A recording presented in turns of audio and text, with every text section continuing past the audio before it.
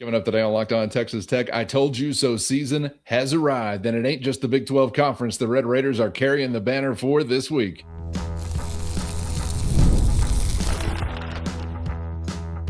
You are Locked On Texas Tech, your daily podcast on the Texas Tech Red Raiders. Part of the Locked On Podcast Network, your team every day. Great to be with you again on Locked On Texas Tech on the Locked On Podcast Network, your team every day, always free and available on YouTube or anywhere you get podcasts. Now the number one sports podcast network in the world. And thanks as always for making us your first listen. Today's episode brought to you by Rugiet. If you've been thinking about taking the next step, now's the time.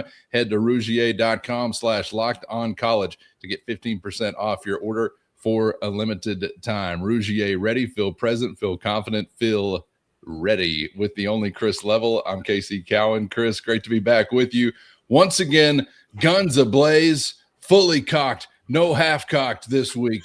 It's a bowl week unlike any other. We are getting to what clearly we are assembled for, and that's an Orange Bowl buildup. Finally here. This time around, the Red Raiders back at it as far as this week's action goes, and it's the college football playoff. So I want to actually ask you about sort of the process here for the Red Raiders, because this isn't just your typical trip down to the Meineke Car Care Bowl and wrangling steers and a parade and whatever it might be. And I'm kind of curious maybe how this is a little bit different given the stakes surrounding this ball game. I do also want to get to what you were last covering when you were covering live sports, and that was actually a throttling on the hardwood, courtesy of Grant McCastin and the Red Raider men's basketball team. So we got to spend a minute on that coming up in just a moment. Also want to get to some feelings from the weekend that was, and some more bowl results turned in, and some strange foreign feeling.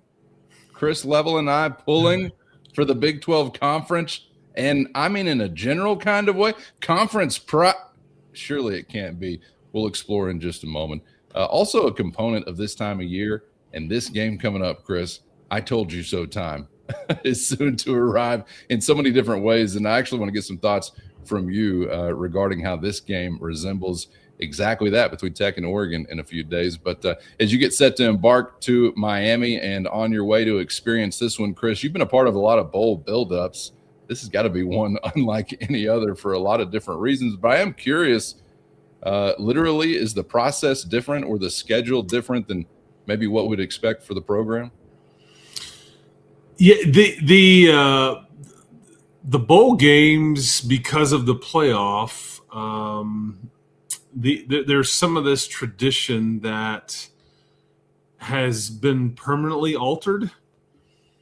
I think if you are typically playing in the Orange Bowl, you would the Tech contingent would have been there for several days already. Sometimes these trips where you get into like a 5 or 6 day lead time, maybe even more.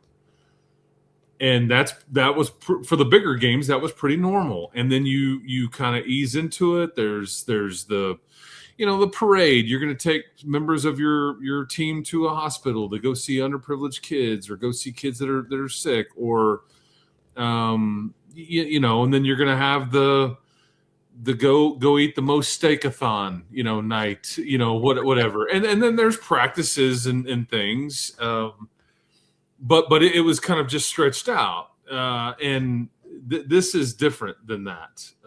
This is, and I don't know if you really ever have that anymore, because all of these big bowl games, they're going to squeeze a few things in, but it's very limited. And Texas Tech will be in Miami on Monday evening-ish.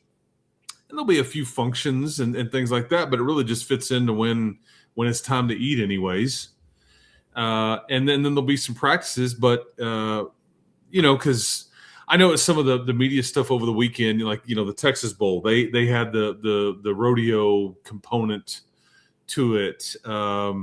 The Cotton Bowl, in years gone by, that's when they would do the Lowry's Beef Bowl, where it's like, hey, we're going to have everybody over to Lowry's and have prime rib, and just try to feed these kids until they burp of this prime rib, And if you've ever been to Lowry's in Dallas, it's legit. Like prime rib is their thing. It's like you think of Lowry seasoned salt. This is the one and the same. So do yourself a favor and treat yourself one of those days. Yeah, that's right. But yeah, this is different. I mean, even heck, Cowan, even last year, the Liberty Bowl, I think that game was on the 27th, if memory serves. I flew out on Christmas morning, but they had been there for, I think, 2 or 3 days already, like the whole team traveling party. And, again, they set up functions and all this stuff. But again, this is all different and it's altered. This one has meaning.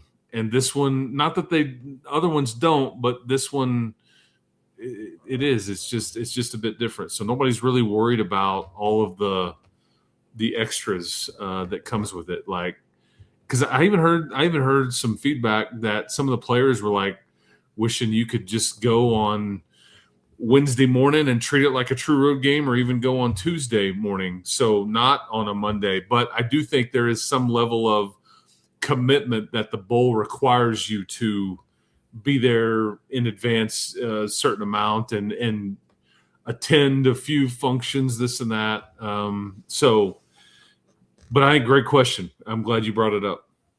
Yeah, because the stakes have never been like the stakes are for this one, and they aren't for those outside, for the most part, of the college football playoff. And there's always some component of distraction that's like allowed for these things, because it is a culmination and it's supposed to be, I don't know about a reward, but it's supposed to be a rewarding experience, at least for the team. So you do allow for the beef bowl or the steer wrestling competition or the hula hoop off or whatever. But it feels a little bit different whenever you're pursuing a national title and you know that it's going to be millimeters that could separate any team from there or not. Oh, yeah, because and I think coaches, much like the bowl games, coaches have handled these things differently leading up to them in years past too. And it like gambling on bowl games was always one of the trickiest things, or following the point spread versus, because it's like, well, I heard the old ball team down at the hotel. They've been hitting the streets late at night, not really taking this thing seriously. I seen a few of them at the casino, and you're like, oh well, and then the other team is like, they're locked, they're loaded. It's like, in bed and curfew, nobody's out and about, and then one team comes out and you just didn't like, how in the world did this happen? And sometimes that could be like the 7-6 team playing against like the 10-2 team, and the 7-6 team just waxes them. And you're like, what is going on? What have they been doing all week? Well, casino, beef bowl, all the business, right? But you don't have to worry about any of this. This isn't a bowl game. We're sitting here talking about opt-outs. That's not a phrase that we're going to utter this week. It doesn't appear with the Orange Bowl or the other playoff games. That's refreshing. This one is like best foot forward. Everybody's all in.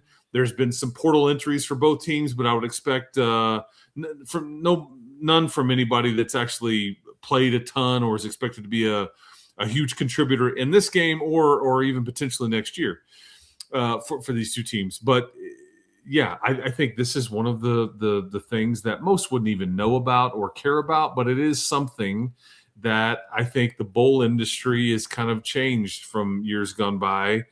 And I don't even know, do they still do the Orange Bowl parade on New Year's Eve?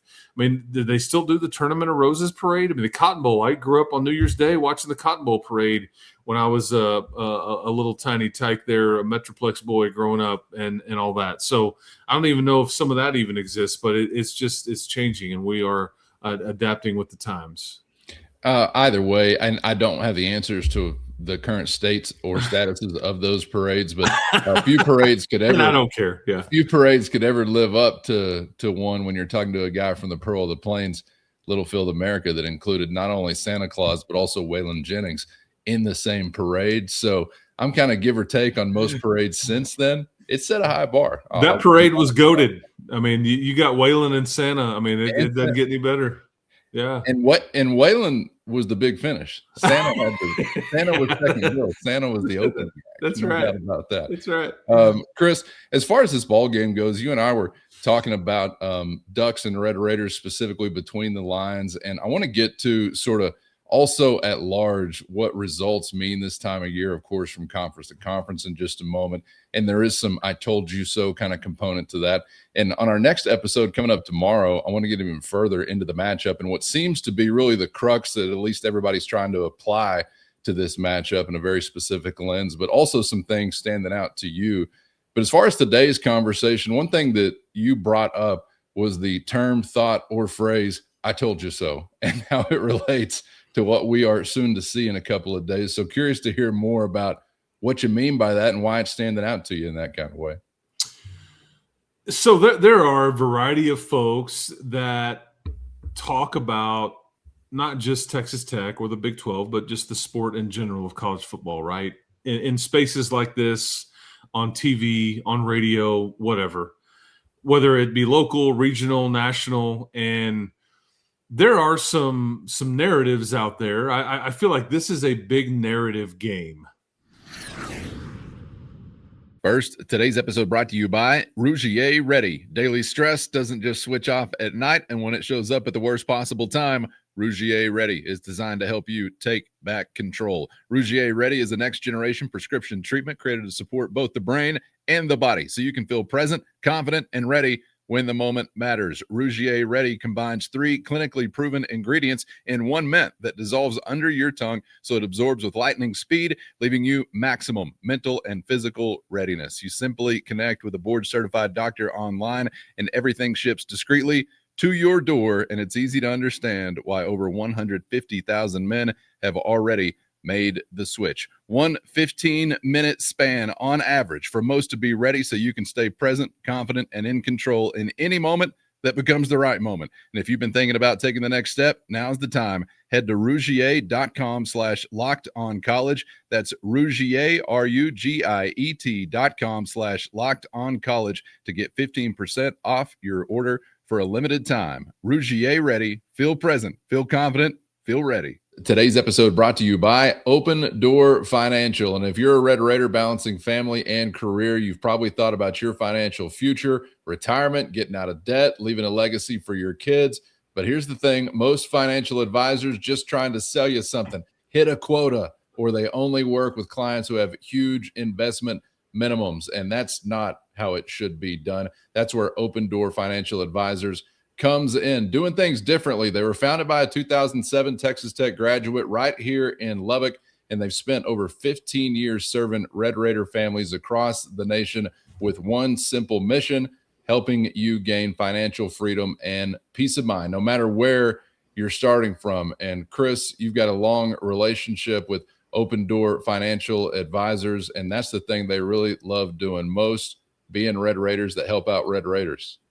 Yeah, Derek Finley, man, he is one of us. He is a Texas Tech guy that really wants to help Texas Tech people, and it doesn't matter where you live either, because I think he's got clients from all over. But he is based in Lubbock, and it doesn't matter. But if you're trying to get out of debt, or you're trying to man, how do I get wealthy and secure my future by saving? He can handle anything in between, all of it. But yeah, check him out. But yeah, Derek's good people, and he's a Red Raider. He's been on this journey for many years as it relates to Texas Tech. So he knows what you're going through. Yes. They work on a subscription-based fee-only model, which means they're never earning commissions on anything they're selling you. So there's no hidden agendas, no investment minimums, just straightforward advice. So whether, like Chris said, it's organizing investments, crushing debt, or building a legacy that goes beyond just money, they're ready to help families of all needs and resources, all while living by West Texas values, truth, and grit. So if you're ready to work toward your big horizon, visit Open Door FA. That's opendoorfa.com to connect with Open Door Financial Advisors. Honest guidance for Red Raider families who want to take care of what matters most. I feel like this is a big narrative game because there are a variety of folks out there that will not or just can't wait, I should say, to say I told you so after this one concludes. And pick your narrative here, but they're all there. Texas Tech is a fraud. The Big 12 is a fraud. You can't spend all this money and turn it around in one season.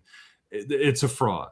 The blue chip ratio thing, well, they don't have it. So, pick your side of the theory. Like, okay, on what you want to tell somebody that I told you so, it doesn't matter. Or, see, it means everything. I told you. If you just listen, I've been preaching it all year.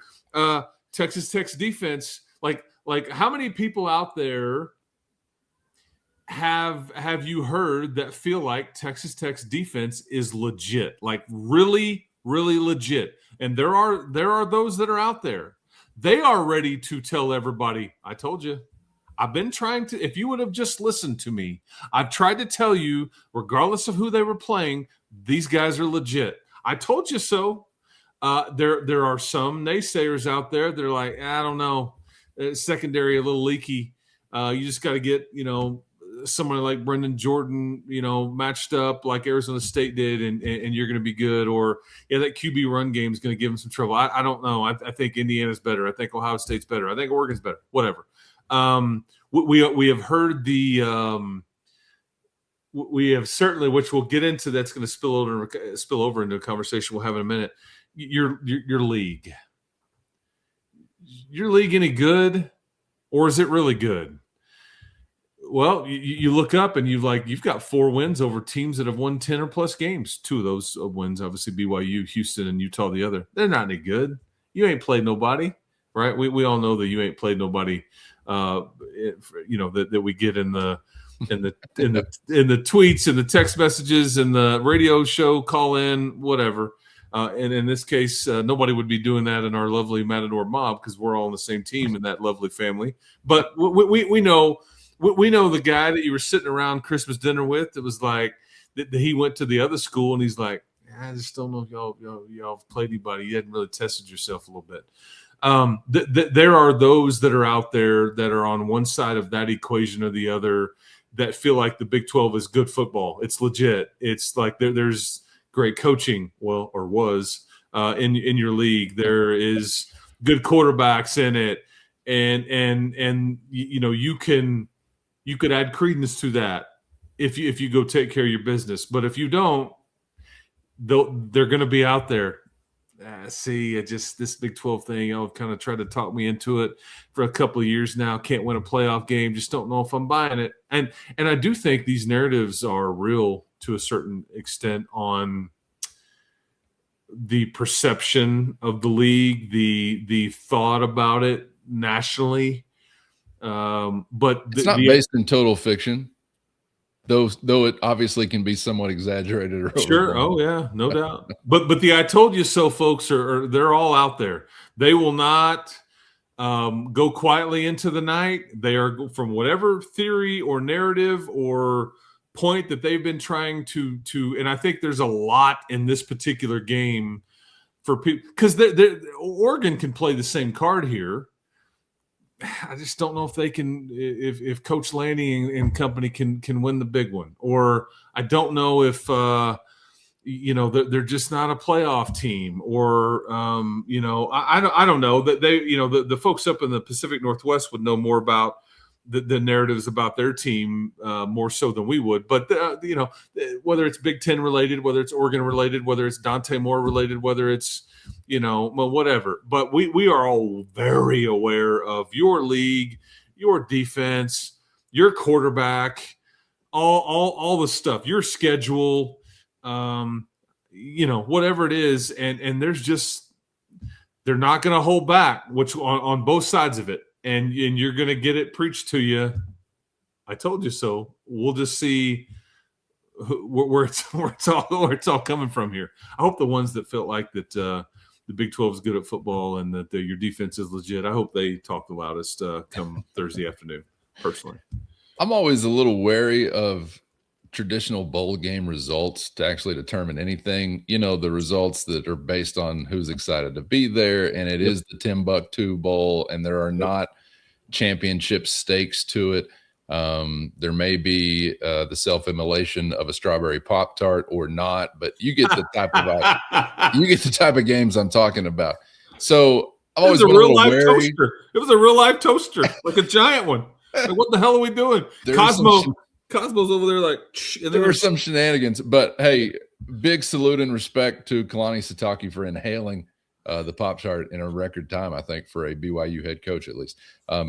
He wadded it up in like 2 hands. I think he practiced that. I agree. Yeah. I think he practiced that. It looked like he was prepared for that moment, and it worked out well. So I just say that because that's sort of my general background or view on it as a fan. Is like, well, yeah, the ones who've got the wins are going to market with it, and the ones who don't are going to say, oh, we had the opt-outs, or we weren't excited to be there, all the stuff. And some of it is based in the reality.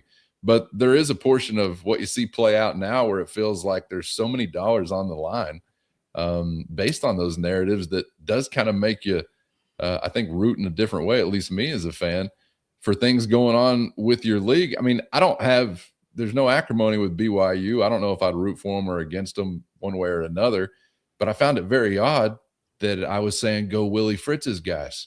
And I didn't really like that feeling. I don't know if I'll repeat it. You doing any of the same, or how are you treating that?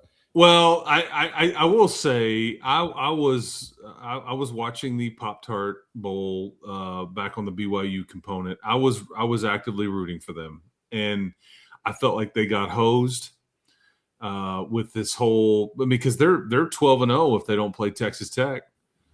I mean, they've got a bunch of wins against 8 and 9 win teams. They've got a win over a 10-win team. And 2 years running should have been in my opinion. That's right. And so I legitimately, and you don't know the component of, are they really motivated to be there and prove everybody, or is there just like this letdown? Like, damn it, we're not. This isn't where we're supposed to be. This isn't like they're toast and pastries over here. This isn't some big bowl game. We got sprinkles on our helmets. Like, what are we doing, people? And then the biggest worry is they didn't have LJ Martin in that game. He was the Big 12 Offensive Player of the Year, and so that's their identity. So I was actively rooting for them, and they picked off Georgia Tech in the end zone to end the game, and Haynes King. I was like, good for them. It's a fun fan base. It is. I think they've earned some respect here. They've put back-to-back seasons. Yet the Houston thing, look, I'm not really big on the whole Houston thing from the standpoint of, I think they're one of the additions in the league that hasn't done a whole lot. I know that how good they are at basketball. Trust me, I know as much as anybody. And mad respect to Kelvin Sampson. They're going to be a handful again. You play them in less than a week at the Fertitta Center. But some of the scenes from how empty their stands are in some of these football games, and this is now a Houston team that won 10 games. But I was rooting for them again. I don't know what's wrong with me. I don't know if I need to be checked. But I can feel, for the first time maybe ever, I can feel this whole conference thing and its meaning and its standing, and maybe it doesn't really, but I certainly feel that it does, like in my heart of hearts. And I think you're fighting on Thursday here for not only yourself, but the meaning of access and the meaning of, and so, yeah, I wanted your situation to appear to be better because you beat both of those teams. They have won now both 10 games. And I mean, do I put my foot down and say, hey, TCU, I'm sorry about you? I mean, you didn't play them, so maybe it's a little bit different. Hey, Baylor, I ain't ever rooting for you, dog. I don't know. But in these two instances, I was pleased to see the results, like really pleased. Not just like, yeah, I don't care. My wife will often ask me, who are you pulling for here? I mean, she didn't even finish the question. I was like, oh, go Cougs in both cases. So yeah, somebody go thank a Cougar out there today. Literally. I like the way you describe it though, because you didn't quite say we were representing like a big swing for the league, but more so a big swing for access. We are America's team. It's bigger than the Big 12, and I ain't acting like I wouldn't leave the Big 12 at the drop of a hat and smoldering ruin if there's an opportunity. But yeah. I think you're right in the way that you describe it. There's like an access or programs of this ilk, conferences of this ilk kind of component that some represent. I don't know if Tech's the only one, but obviously, like I've said before, we are scientifically verified to be America's team this year. Everybody should be pulling for us. I like the way you describe that because it's not just about like go Big 12. Yeah, I mean, and that's the thing is I think your league will get largely, if it doesn't go well for you on Thursday, I just think after a couple of years, your league may get painted with a broad brush. We've already sat here and talked about the BYU getting hosed. It's BS, man. It shouldn't be. And maybe with expansion, maybe there's some more thought like, okay, well, that's not going to happen now. I don't know. Well, each year is different. Each case is different. Each team comparison is different, all that stuff. But that's the way my brain is working right now. So, yeah, I was go Cougs on Saturday at the Level household. And I didn't feel bad about it, and it felt kind of weird. But it also helped that you'd bag dubs against both teams too, or in BYU's case twice, and you did it at Houston too. So, plus I'm not really a big fan of LSU. That also has something to do with it. Also, that also helped the old rationale. And everything. This has been therapeutic to talk it out. I think we've hedged it enough to not seem so lame as to be rooting for our conference at large, but also presenting terrific reasons as to why you might be pulling for those you would otherwise hate. Yeah, can I not follow it anymore without saying or starting a Big 12 chant, a conference chant? Okay, let's pull up short there. Chris, before we get out of here, first, today's episode brought to you by FanDuel. And football is in full force, and FanDuel's keeping you stocked with action every game day with a can't-miss offer. Right now, new customers can bet only $5, and if your bet hits, you're getting $300 in bonus bets to use across the app. Player props, building a same-game parlay, or even jumping in live as the action unfolds. Any way you like it, FanDuel has you covered. Quick, easy, and secure every time. If you're ready to play, download the FanDuel app now by visiting FanDuel.com to get started. That's FanDuel.com to place your first $5 bet. I've got to make a pit stop to ask you about Grant McCaslin's guys because we saw them in action for the first time since the biggest win of the season in New York City. I got to be honest, I was curious what the follow-up was going to be. It's something called Winthrop that's on the other bench, and this is prior to Big 12 play opening up, just on the heels of that electric win. I'm kind of wondering, hangover, lull? No, didn't have to wonder about that for very long, did we? And that thing that something called Winthrop was doing on the other bench was tapping out.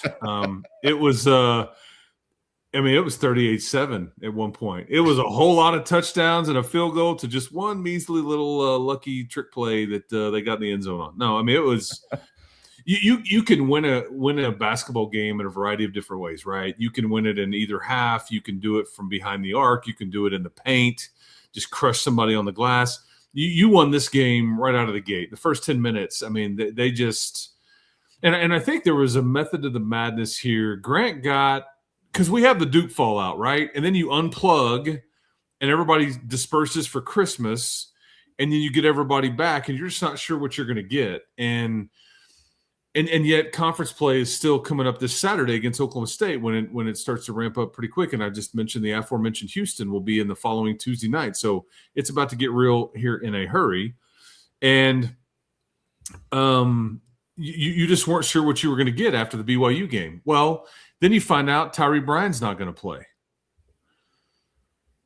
And so you've got Mariella Kuntak, you've got Tyree Bryan, you've got Josiah Mosley, you've got Luke Bamboye. They're all in sweatpants. Like, I'm tired of seeing all the different Adidas sweatpants. I mean, you're just running out of people. So, especially so, like, I mean, where's this thing going? And I don't think Tyree Bryan's major or anything, but you played the best half of basketball that I think you've played the entire season because you sustained it. I mean, it was 59-21. And this is a Winthrop team that took Arkansas to, I think they lost by 1 point. in overtime, and we already know what Arkansas is all about. They've got some good wins on the year, and they score it like crazy. They shoot on average 11 threes a game. Let me tell you the last team that came into your place that was averaging 11 made threes a game. Northern Colorado that scored 90 against you. And so are we seeing some growth? Are we starting to see you kind of figure it out? Because checks the stats here. 4 of 25 from behind the arc for Winthrop. So I think it was made pretty clear. Defend the arc. These are the guys that can shoot them. Don't let them do it, and you'll win. And you got deflections. You were blocking shots.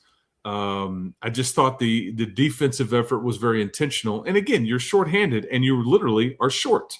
Okay, you just don't have any of your bigs. And they played 11, 12 deep. Did Winthrop, and you tapped them. I think that it was just 38-7, man. I mean, we got on the broadcast, I got tired of like talking about all the runs you were on, because a lot of times 11-2 run is big in a Big 12 game. I'm like, you were just on a whole half of a run. I mean, it was like you just kept extending the run you were on or starting a new one, but it was just like the 59-21, man. So, I think Grant had to have been pleased. And I will tell you too that there's this rumor that you're trying to add a former draft pick from the NBA or you're tied to these G League folks that are out there. It was made perfectly clear after this game, you are involved in no such acquisition. You're not going to be. You like your team. Your team is on the cusp of getting healthier. I think Tyree Bryan would be next, then Josiah Mosley, then Luke Bamboye, but Mariella Kuntak could be back also mixed in there. So we'll just kind of see what we get. But people like throwing around the double T when it comes to agents on the football side and basketball side. I say all this to remind our awesome listeners and our viewers, just remember every time you see Texas Tech associated, because the portal for football is about to be crazy, just because you see Texas Tech associated with it, don't necessarily believe it. And in this case, basketball-wise, definitely don't believe it because the coach is telling you, ain't us. You're trying to up the ante a bit there. So anyway, sorry for that sidebar, but I felt like it needed to be said. Not at all. I know we got a long way to go team-wise, getting those guys healthy and getting everybody together and on the same page actually on the court. But good grief, can't be mad at the ascension to wrap up the non-conference of one Christian Anderson. Guys, just Cowan,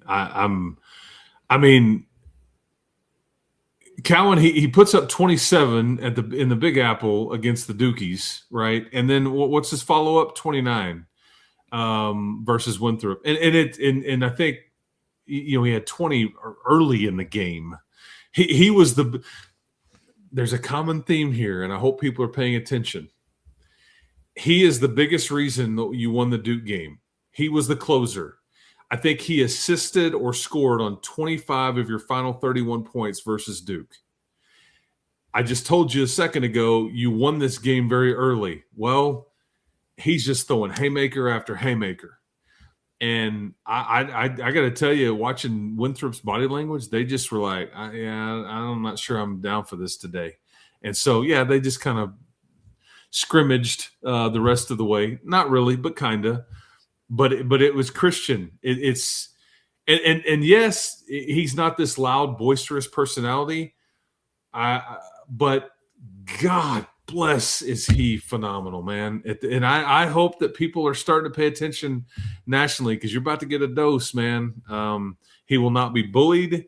He will not be rattled. He's certainly not perfect. He would be the first one to tell you that. But hell, he even got called for a travel late in the game that wasn't a travel, but the referee, I guarantee you, had never seen it. It's a pro move. It's like he's got some of that Euro in him, the German national team. And I think you can't do that. No, it wasn't a walk, but that's just kind of how advanced and how far along he is here. And now you're starting to see him really glue it all together a bit, because Jalen Petty playing on the wing a bit and playing off the ball some, scored career high 20 points. But yeah, you've got some live ones here, but C4, I guess it's a very appropriate nickname for the tick, young man. tick, tick, baby. I don't know if there is a timer on C4 or exactly how it works. I have no clue. But I'm just going to continue to roll with the explosive analogies. And I'm going to say this. I feel like I'm out over my skis, so I'm a little saying it, but I believe it's true. You're opening up conference play with 2 conference player of the year candidates. I think Christian Anderson is going to be in this type of conversation or category as we roll into it. So again, that's a big statement. We know JT Toppin is going to be there, but Anderson is looking like that and then some, and you're going to need every bit of it. So hopefully it will continue to remain that way, Chris. But here we go. League plays at the door, man. Next time we get back together at the USA, it's Big 12 action against Oklahoma State. And in the midst of all that, a pursuit of a national football championship. Big week. Get your Wheaties, get your rest, get charged up, your Monster Energies or whatever you weirdos and sickos and freaks are doing it with, because this is the time that we're doing it for. This is why you lift all them off-season weights. This is why you make all those YouTube comments. That's exactly right. That is exactly right. I think your basketball team's starting to figure some things out. It's got to have been maddening for Grant to coach this group in the way that I'm going to say it, just because it's like, okay, who's available today? It's just, what have you really learned in the non-conference? Well, I know some things, but then again, it's like, I don't know a lot of things because you just haven't had the team that you were trying to put together in any capacity for any extended period of time. And you're going to now incorporate guys back into the mix. And, then Leon Horner and Nolan Groves, do they kind of fade back into, I don't know. It's just a lot, but you're going to have to figure it out in real time. And now it's about to start counting for real. And away we go. But hey, man, we got a football first. We will football in Miami on South Beach. I hope to see many of you there. South Beach is going to be live, people. Yeah. I'll be staying up late every night, just burning it down. There's a lot of vices and distractions. I'll be heavily involved in none of them.